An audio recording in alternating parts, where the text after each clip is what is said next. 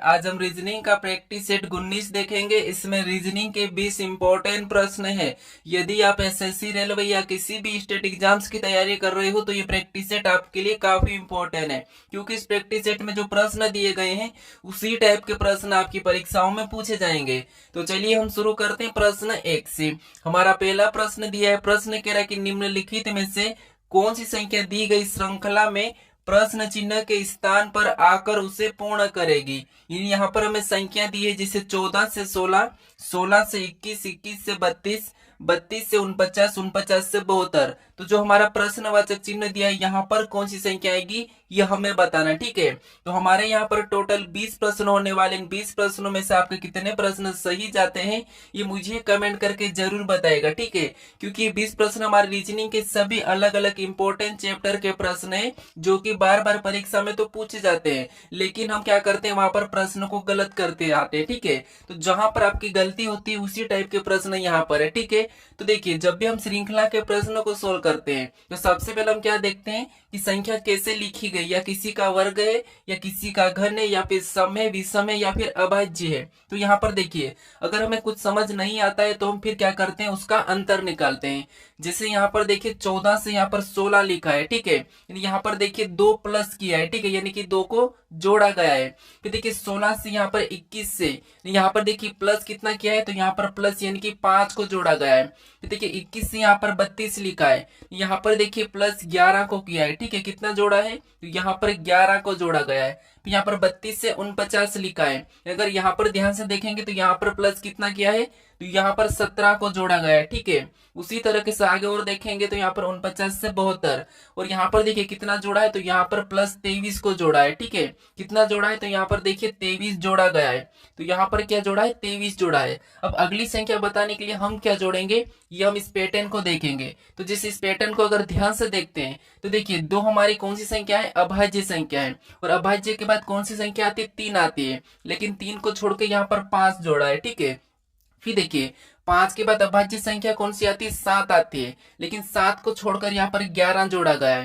फिर देखिए 11 के बाद अभाज्य संख्या हमारी कौन सी आती है, 13 आती है, लेकिन उसे छोड़कर यहाँ पर 17 को जोड़ा है। ठीक है, उसी तरह देखिए 17 के बाद 19 आती है, लेकिन 19 को छोड़ के यहाँ पर 23 को जोड़ा है। तो हम क्या करेंगे, यहाँ पर देखिए 23 के बाद जो संख्या आती है उससे छोड़ के हम अगली संख्या प्लस कर लेंगे। तो यहाँ पर 23 के बाद कौन सी आती है, तो 23 के बाद 29 आती है, 29 को छोड़ देंगे और यहाँ पर हम अगली संख्या 31 को प्लस कर लेंगे। ठीक है, तो यहाँ पर 72 में 31 को जोड़ेंगे तो यहाँ पर कितना हो जाएंगे, 108 हो जाएंगे। तो ऑप्शन में देखिए 108 कहाँ पर है, सॉरी यहाँ पर 108 नहीं 103 होंगे। ठीक है, यहाँ पर कितने होंगे, 103 होंगे।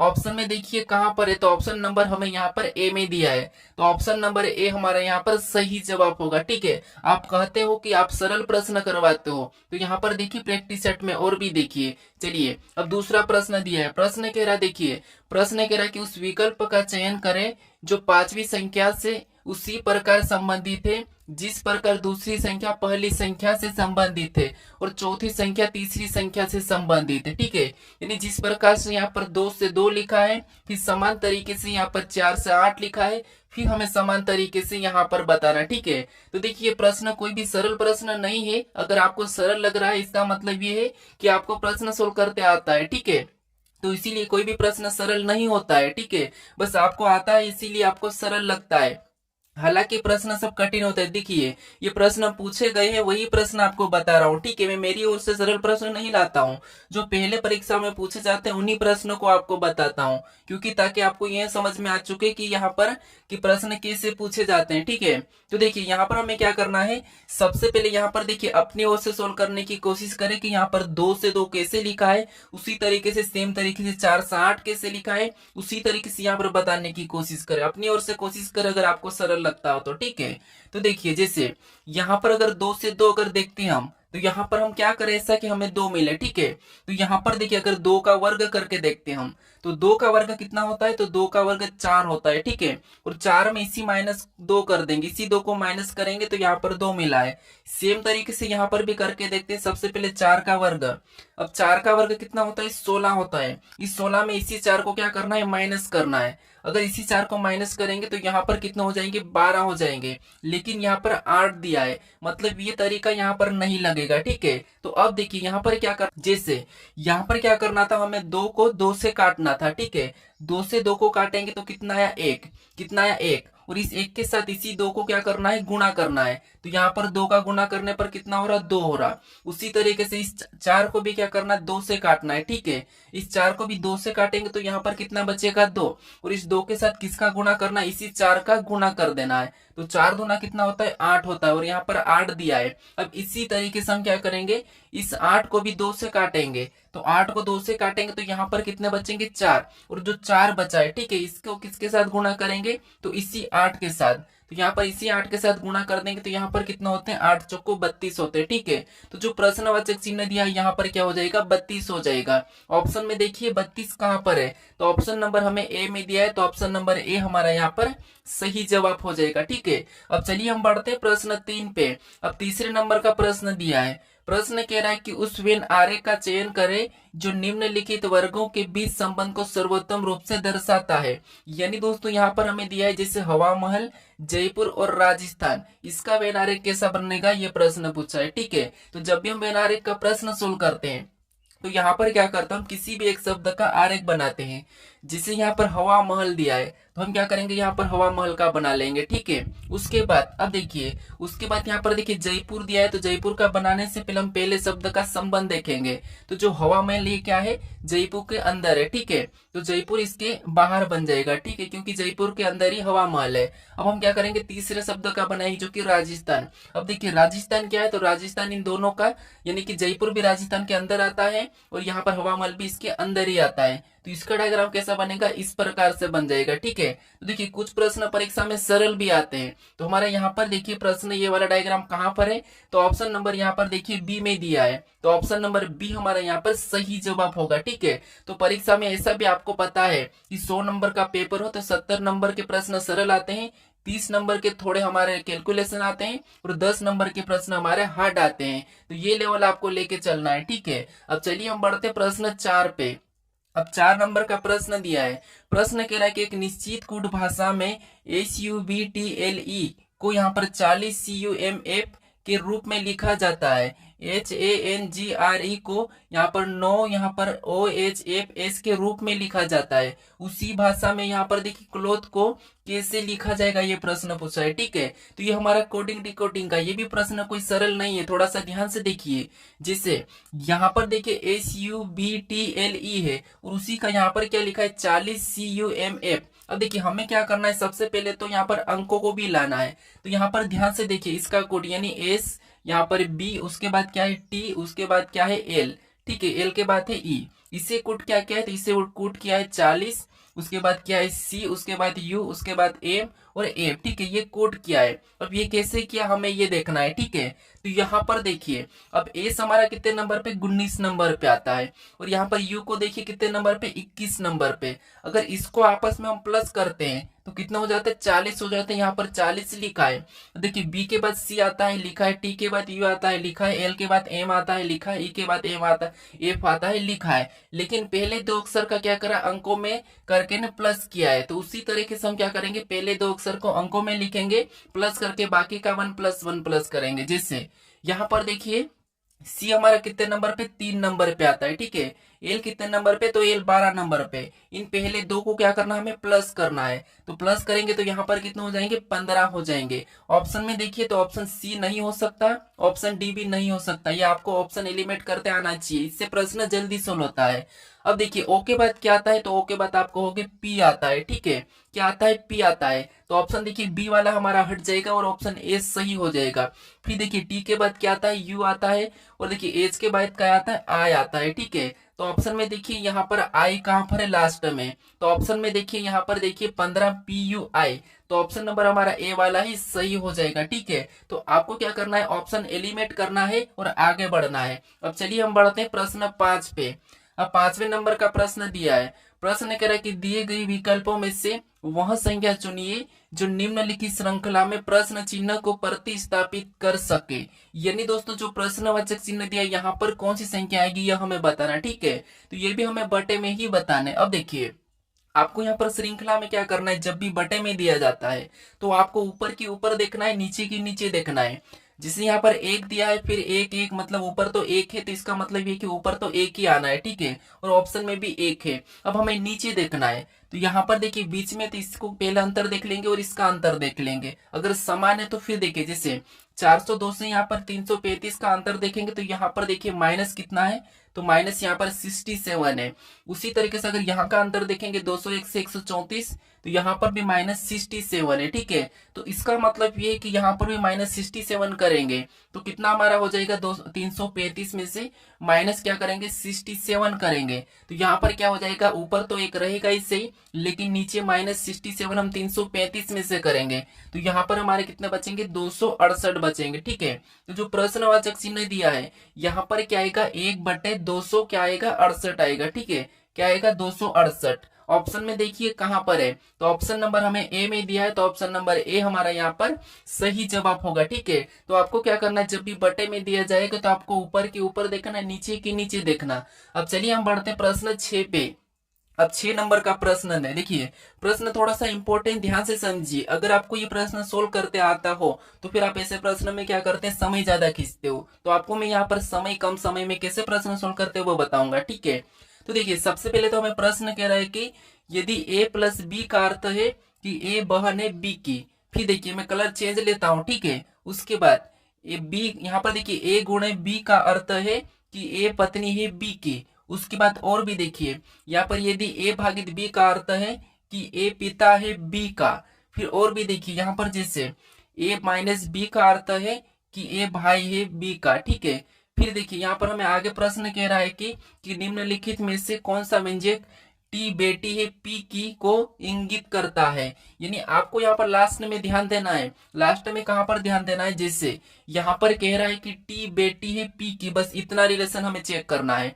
तो आपको बस यहाँ पर ये ध्यान देना है कि यहाँ पर टी बेटी है, बस ये देख लेना कि यहाँ पर किस विकल्प में टी बेटी के रूप में है, ये देखना है, ठीक है। तो देखिए यहाँ पर देखिए हमें सबसे पहले ऑप्शन में देखिए, जैसे अगर टी यहाँ पर है तो इनका दो का आपस में हम रिलेशन देखते हैं, ठीक है। टी यहाँ पर है तो माइनस का मतलब क्या है, माइनस का मतलब देखिए ए, देखिए ए माइनस बी का अर्थ क्या है कि ए भाई है बी का। इसका मतलब ये भी यहाँ पर क्या है, ए से एस भाई है टी का हो जाएगा, ठीक है। यहाँ पर क्या हो जाएगा, एस भाई है टी का। इसका मतलब है कि अभी यहाँ पर लड़की नहीं कहा है, ठीक है, तो ये नहीं होगा। फिर देखिए ऑप्शन बी में चेक करते हैं, यानी ऑप्शन बी में यहाँ पर हमारा टी है तो हम इतने को चेक करके देखते हैं, ठीक है। अब देखिए यहाँ पर टी प्लस ए से हम प्लस वाले को देखेंगे, तो यहाँ पर देखिए ए प्लस बी का अर्थ ए बहन है बी की। यहाँ पर देखिए इसका अर्थ क्या है, ए प्लस बी का अर्थ क्या है, तो ए प्लस बी का अर्थ है ए बहन है बी की। तो यहाँ पर भी टी बहन है एस की, ऐसा हो जाएगा, क्या हो जाएगा, टी बहन है एस की। तो यहाँ पर ये वाला हमारा क्या हो जाएगा, यहाँ पर लड़की है तो ये सही हो जाएगा, क्योंकि यहाँ पर लड़की क्या है, टी लड़की है, और हमें टी बेटी है पी की यही कहा है, तो ये वाला हमारा सही होगा। फिर भी आप यहाँ पर चेक कर लीजिए, जैसे यहाँ पर अगर इसका आपस में देखेंगे तो यहाँ पर देखिए टी माइनस एस का देखेंगे, तो यहाँ पर देखिए ए माइनस बी का अर्थ ए भाई है बी का, तो यहाँ पर टी भाई है एस का, यानी ये तो एक लड़का बन रहा है, तो ये नहीं होगा, ठीक है, ये भी तो नहीं होगा। अगर हम यहाँ पर देखेंगे तो ये प्लस का अर्थ है। अब यहाँ पर देखिए यहाँ पर क्या हो रहा है, तो देखिए ए प्लस बी का अर्थ क्या है, तो ए बहन है बी की। तो यहाँ पर देखिए एस बहन है टी की, मतलब यहाँ पर भी हमें टी लड़का है कि लड़की है ये नहीं कहा, तो इसीलिए ये भी नहीं होगा, यानी कि ऑप्शन हमारा बी वाला ही सही होगा। हमें पूरा चेक करने की भी जरूरत नहीं है, ठीक है। अब चलिए हम बढ़ते हैं प्रश्न 7 पे। अब 7वें नंबर का प्रश्न दिया है, प्रश्न कह रहा है कि एक निश्चित तर्क के अनुसार 17 52 से संबंधित है और समान तर्क के अनुसार 42 27 से संबंधित है। समान तर्क का अनुसरण करते हुए 29 निम्नलिखित में से किससे संबंधित है, ये बताना है, ठीक है। तो देखिए सबसे पहले हम पता करेंगे कि 17 52 से कैसे संबंधित है, 42 127 से कैसे संबंधित है। तो यहाँ पर देखिए अगर हम 17 का पहाड़ा बोलते हैं तो 17 तिरिया कितना होते हैं, यानी कि 17 का, ठीक है। 17 का क्या करते हैं, 3 गुना करते हैं, यानी 17 का 3 गुना कितना होता है, 51 होता है, ठीक है। कितना होता है, 51। लेकिन यहाँ पर 52 दिया है, यानी मतलब यहाँ पर +1 कर लेंगे, और यहाँ पर 52 दिया है। उसी तरीके से 42 का भी 3 गुना करके देखते हैं, ठीक है। देखिए तो 42 का 3 गुना करते हैं तो यहाँ पर कितना होते हैं, तो आपको यहाँ पर 126 होते हैं, ठीक है।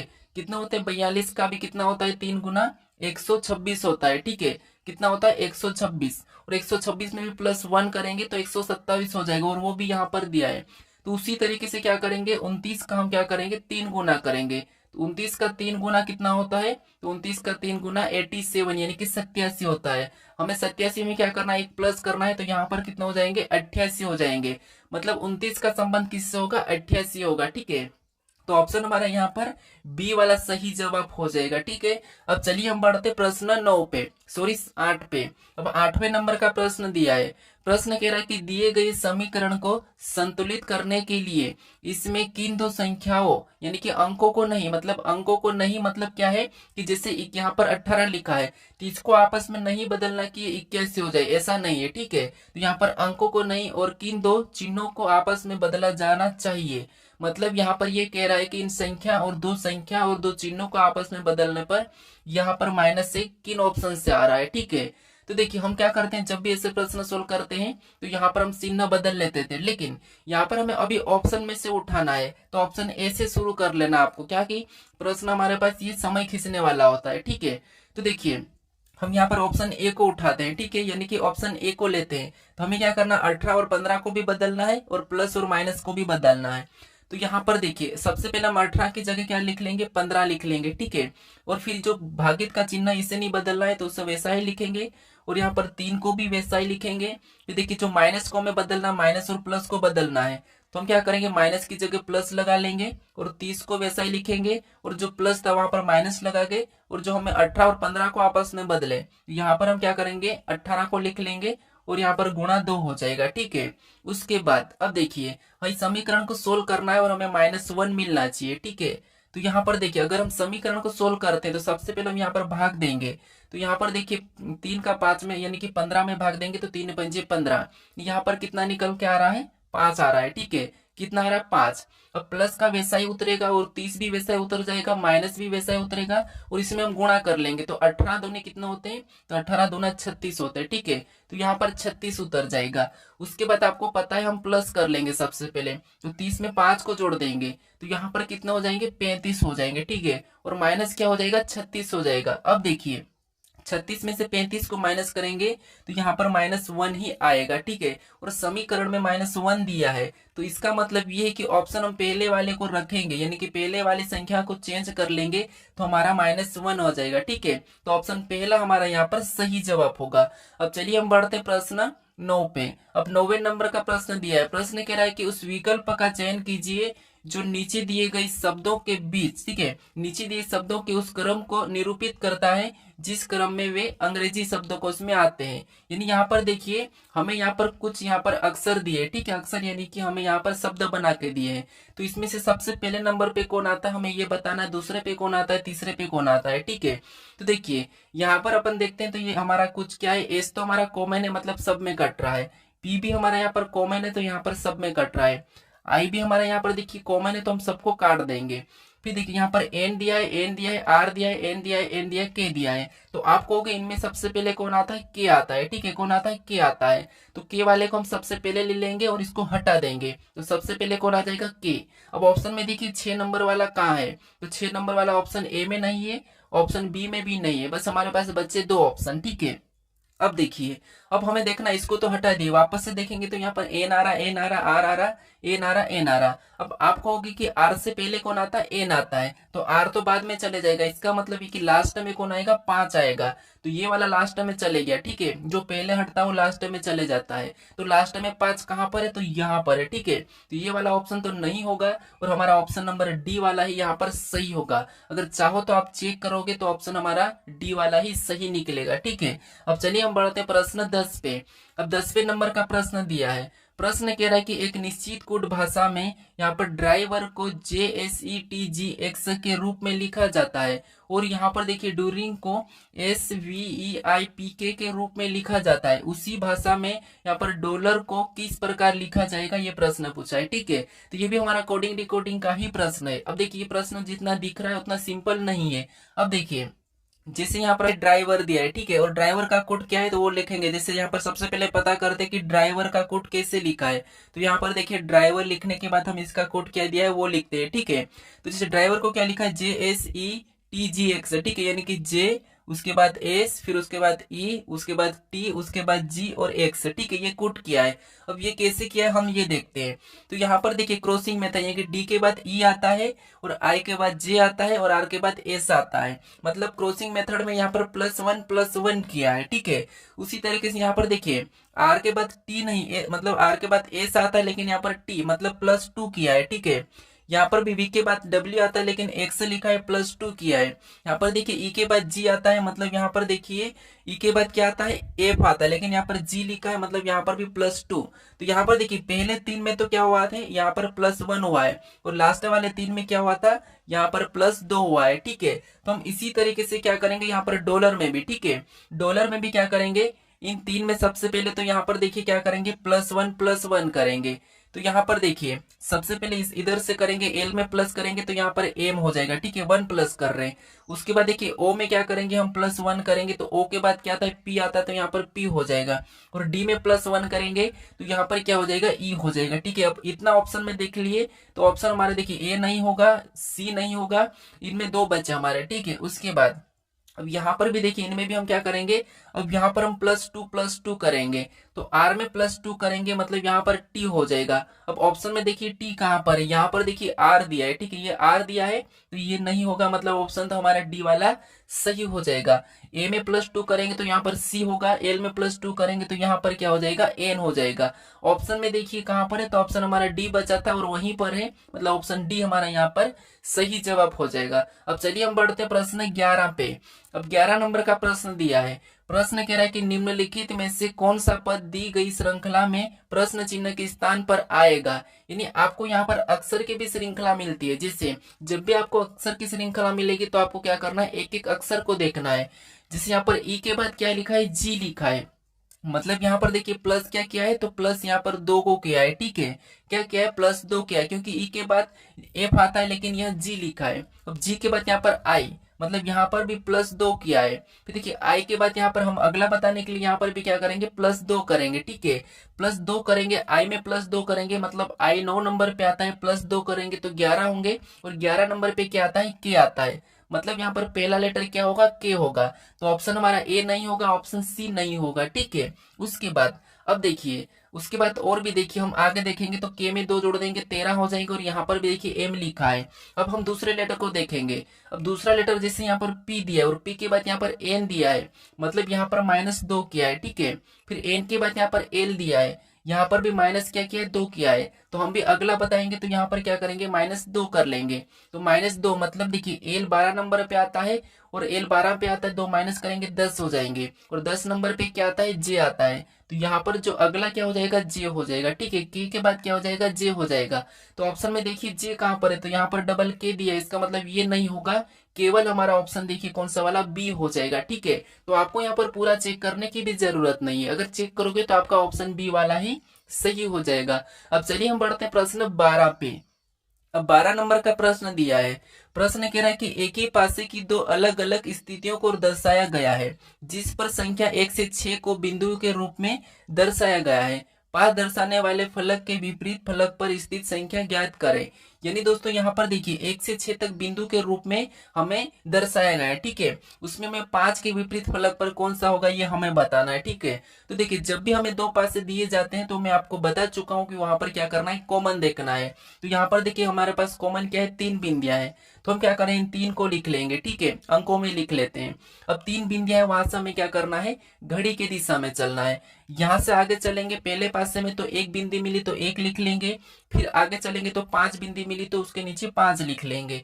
उसके बाद दूसरे पासे में चलेंगे, यहाँ से आगे चलेंगे तो 4 मिला उसको उसके नीचे लिखेंगे, फिर आगे चलेंगे तो 1 मिला उसको उसके नीचे लिखेंगे, यानी यहाँ पर 1 हो जाएगा। यानी दोस्तों अब देखिए अगर आपको यहाँ पर कॉमन डबल मिलता है, जिसे यहाँ पर देखिए इसका डबल कॉमन मिल रहा है और यहाँ पर भी 3 और 1 यहाँ पर कॉमन है। जब आपको डबल कॉमन मिलता है फिर आपको घड़ी की दिशा में चलने की जरूरत नहीं। ठीक है, जो बच्चा वो एक दूसरे के विपरीत हो जाते हैं। जिससे बिंदी 5 के विपरीत क्या हो जाएगा, बिंदी 4 हो जाएगा। ठीक है, तो ऑप्शन में देखिए कि 4 कहाँ पर है, तो ऑप्शन नंबर डी में दिया है, तो ऑप्शन नंबर डी हमारा यहाँ पर सही जवाब होगा। ठीक है, अगर सिंगल कॉमन मिलता है तो जो हमने घड़ी की दिशा में चले थे वैसे सोल्व करना है।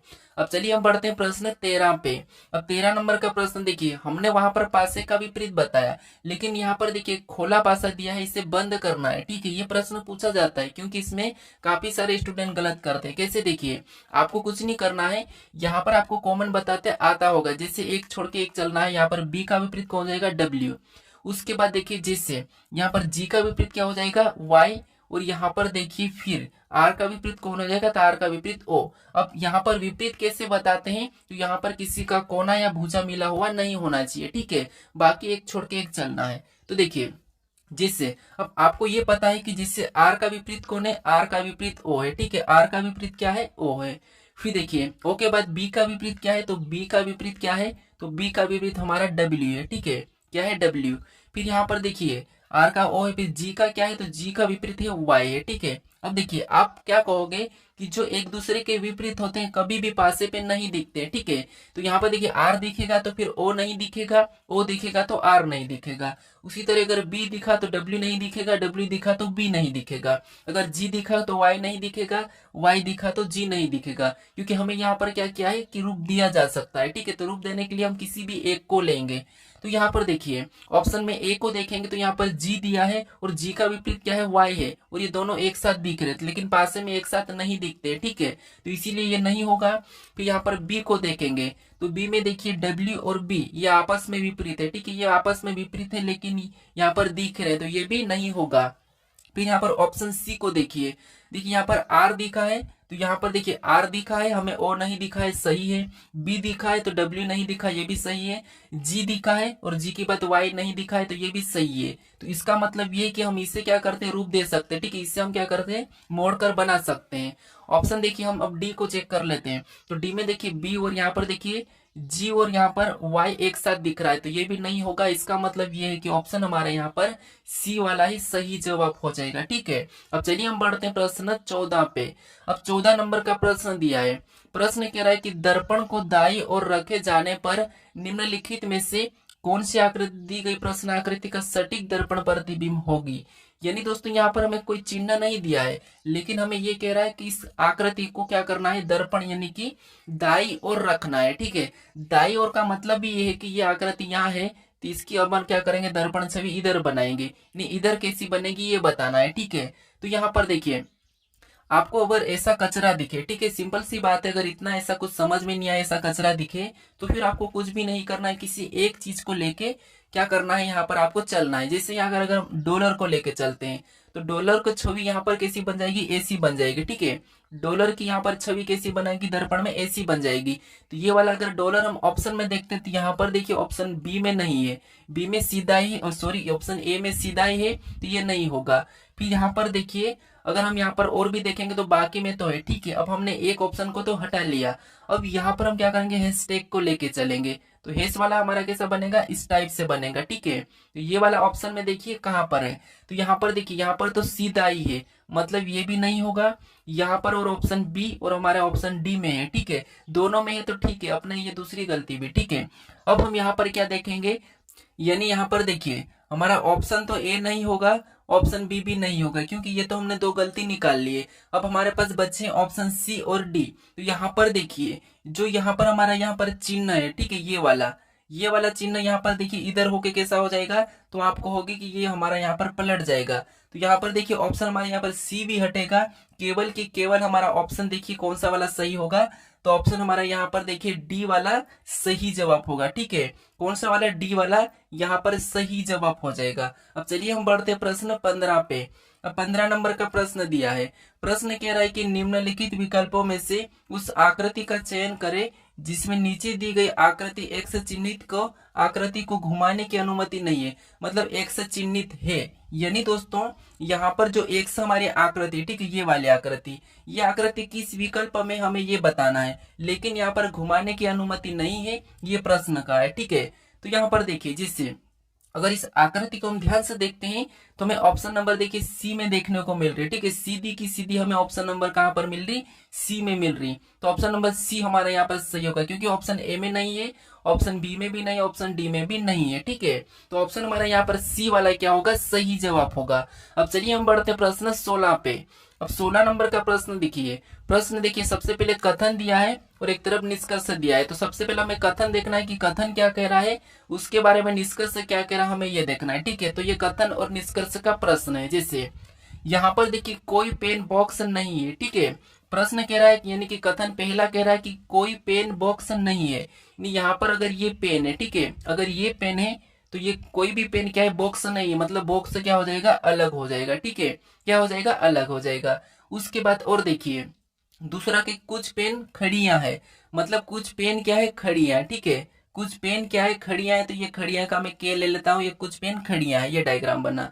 अब देखिए, अब आगे तीसरा क्या है कि सभी खड़ियां इरेजर है। ठीक है, सभी खड़ियां क्या है, इरेजर है। तो ये जितनी भी खड़ियां क्या है, इरेजर के अंदर आ जाएगी। ठीक है, तो डायग्राम कैसा बन जाएगा, ऐसा बन जाएगा, और ये हमारा क्या हो गया, इरेजर हो गया। अब देखिए हम इसके बारे में निष्कर्ष क्या कह रहा है ये देखेंगे। तो निष्कर्ष पहला कह रहा है कि कुछ इरेजर पेन है। तो यहाँ पर देखिए कुछ इरेजर पेन है, मतलब यहाँ पर दिख रहा है, तो ये पहला वाला तो सही कह रहा है। फिर देखिए दूसरा कह रहा है कि कुछ खड़ियां बॉक्स नहीं है। तो यहाँ पर सही बात है कि कुछ खड़ियां बॉक्स नहीं है। ठीक है, क्या है, कुछ खड़ियां बॉक्स नहीं है, तो ये तो बात सही है। अब देखिए कुछ बॉक्स इरेजर नहीं है। तो यहाँ पर ये कह रहे हैं कि कुछ बॉक्स इरेजर नहीं है। तो यहाँ पर देखिए कुछ बॉक्स इरेजर नहीं है, तो ये बात भी क्या है, सही है। ये बात भी सही लग रही है क्या, आप देखिए कुछ बॉक्स इरेजर नहीं है, तो ये हमारा इरेजर यहाँ पर बॉक्स है, तो यहाँ पर ये गलत है। ठीक है, क्योंकि जब सारे नहीं है तो कुछ कैसे होंगे, याद रखना, जब सारे नहीं तो कुछ कैसे होंगे, तो ये नहीं होगा। फिर यहाँ पर देखिए कुछ खड़ियां बॉक्स नहीं है, तो ये खड़ियां ये बॉक्स है, जब सारे नहीं तो ये भी कैसे होगा, तो ये भी गलत हो जाएगा। ठीक है, तो ये याद रखना, यहाँ पर हमारा केवल के केवल पहला अनुसरण करता है। ठीक है, तो ऑप्शन में देखिए केवल पहला कहाँ पर है, तो यहाँ पर हम क्या करेंगे, देखिए इस वाले को हटा लेंगे, मतलब केवल हमारा पहला वाला ही सही जवाब होगा। ठीक है, कौन सा वाला होगा, यहाँ पर पहला वाला हमारा यहाँ पर सही जवाब होगा, यानी कि ऑप्शन बी। अब चलिए हम बढ़ते हैं प्रश्न 17 पे। अब 17 नंबर का प्रश्न दिया है। प्रश्न कह रहा है कि देखिए दी गई आकृति में, यानी कि दी गई आकृति के सही दर्पण प्रतिबिंब का चयन करें जब दर्पण को एमएन रेखा पर, यानी कि एमएन पर रख जाए, जैसा कि नीचे दर्शाया गया है। यानी दोस्तों यहाँ पर हमें कहा है कि जो एमएन रेखा है, ठीक है, इसमें रखेंगे तो इसका आकृति यहाँ पर कैसी बनेगी, ये पूछा है। ठीक है, तो देखिए सबसे पहले आपको पता है y का बनेगा, मतलब y पे कोई प्रभाव नहीं पड़ेगा, वैसा ही बनेगा। ऑप्शन में देखिए ये y छोटा हो गया, यहाँ पर y छोटा हो गया, मतलब ये दो तो नहीं हो सकते। ठीक है, उसके बाद फिर इस एच को देखेंगे तो ये एच यहाँ के कैसा हो जाएगा, ऐसा हो जाएगा। ठीक है, तो ऑप्शन में देखिए यहाँ पर बड़ा वाला एच है, तो ये नहीं होगा, केवल हमारा ऑप्शन बचा है पहला वाला, यानी कि ए वाला यहाँ पर सही जवाब हो जाएगा। ठीक है, कौन सा वाला, ऑप्शन हमारा ए वाला, क्योंकि अगर हम यहाँ पर ऑप्शन नहीं हटाते तो हमें पूरा चेक करना पड़ता। अब चलिए हम बढ़ते प्रश्न 18 पे। अब 18 नंबर का प्रश्न दिया है। प्रश्न कह रहा है कि निम्नलिखित प्रश्न आकृति में लुप्त संख्या ज्ञात कीजिए। यानी दोस्तों यहाँ पर एक प्रश्नवाचक चिन्ह दिया है, यहाँ पर कौन सी संख्या आएगी यह हमें बताना। ठीक है, तो जब भी हम इस टाइप के प्रश्न को सोल्व करते हैं तो जो प्रश्नवाचक चिन्ह दिया है उसी की जगह यहाँ पर 28 कैसे लिखा और यहाँ पर 19 कैसे लिखा है यह हम पता करते हैं। जिस तरीके से यहाँ पर 28 और यहाँ पर देखिए 19 और 28 लिखा है, उसी तरीके से हम यहाँ पर बताएंगे। ठीक है, तो देखिए जैसे यहाँ पर हम क्या करें, ऐसा कि हमें 19 मिले, तो अगर हम आपस में जोड़ देते हैं तो 9 और 4 को जोड़ेंगे तो 13, और 13 में 7 को जोड़ेंगे तो यहाँ पर कितना हो जाएंगे 20। ठीक है, कितना हो जाएंगे 20, और 20 में से -1 करेंगे तो 19। ठीक है, कितना हो जाएंगे 19। उसी तरीके से इनको भी आप यहाँ पर देखिए, उसी तरीके से यहाँ पर आपस में जोड़ेंगे तो 12 और 5 17, और 17 में 8 को जोड़ते हैं तो 17 में 8 को जोड़ेंगे तो हमारे कितना हो जाएंगे 25 हो जाएंगे। ठीक है, और 25 में से भी -1 करेंगे तो यहाँ पर क्या होना चाहिए 24 होना था, लेकिन यहाँ पर 28 दिया है, तो इसका मतलब हम दूसरा तरीका लगाएंगे। अब देखिए अगर इसको हम आपस में प्लस यहाँ पर गुणा करते हैं तो 7 चौक कितने होते हैं 28 होते हैं। ठीक है, कितने होते हैं 28 होते हैं, और 28 में से इस 9 को माइनस करेंगे तो यहाँ पर हमारे कितने हो जाएंगे 19 हो जाएंगे। ठीक है, उसी प्रकार यहाँ पर चेक करके देखते हैं, इसका आपस में पहले गुणा करेंगे तो 8 पंजे 40 होता है। ठीक है, और 40 में क्या करना है, हमें इस 12 को माइनस करना है। ठीक है, जैसे हमने यहाँ पर 9 को माइनस किया था तो यहाँ पर 12 को, तो यहाँ पर 12 को माइनस करेंगे तो यहाँ पर कितने बचेंगे 28 बचेंगे, और 28 भी यहाँ पर दिया है। तो इसका मतलब ये कि यहाँ पर क्या करना है, आपस में गुणा करना है और इससे घटाना है। तो 9 3 कितना होते हैं 27 होते हैं। ठीक है, 9 तिरिया कितना होते हैं 27, और 27 में हमें 6 को माइनस करना है, तो यहाँ पर कितने बचेंगे 21 बचेंगे। ठीक है, तो जो प्रश्नवाचक चिन्ह दिया यहाँ पर क्या होगा 21 होगा। ऑप्शन में देखिए 21 कहाँ पर है, तो ऑप्शन नंबर डी में दिया है, मतलब ऑप्शन डी हमारा यहाँ पर सही जवाब होगा। अब चलिए हम बढ़ते हैं प्रश्न 19 पे। अब 19 नंबर का प्रश्न दिया है। प्रश्न कह रहा है कि निम्नलिखित प्रश्न आकृति में त्रिभुज की संख्या ज्ञात कीजिए। यानी दोस्तों यहाँ पर हमें त्रिभुज की संख्या बताना। ठीक है, तो देखिए जब भी हम त्रिभुज काउंट करते हैं तो आपको ये तो पता होगा कि इतने से इसमें कितने हैं 3 है, यहाँ पर कितने हैं 3 है, ये आपको पता है। इस आकृति में कितने त्रिभुज है 3 है, ये आपको पता होगा। ठीक है, तो देखिए यहाँ पर कितना हो जाएंगे 3 हो जाएंगे, यहाँ पर कितना हो जाएंगे 3 हो जाएंगे, यहाँ पर कितना हो जाएंगे 3 हो जाएंगे, यहाँ पर 3 हो जाएंगे। ठीक है, अब आपको ये भी पता है कि हम जब भी यहाँ पर इस प्रकार की आकृति होती है, ठीक है, कैसे इस प्रकार की आकृति होती है, तो हम क्या करते हैं यहाँ पर इन संख्या को क्या करते हैं लिख कर, यहाँ पर लिख कर क्या करते हैं हम यहाँ पर 2 गुना कर देते हैं। ठीक है, यहाँ पर क्या करते हैं 2 गुना कर देते हैं। तो यहाँ पर देखिए हम क्या करेंगे इसमें 2 गुना कर लेंगे, जिससे यहाँ पर लिखेंगे 1, फिर यहाँ पर 2, फिर यहाँ पर 3, यहाँ पर 4, यहाँ पर 5, यहाँ पर 6, टोटल यहाँ पर कितने 6। तो हम क्या करेंगे 6 का 2 गुना कर लेंगे। ठीक है, तो 6 का 2 गुना कितना होता है 12।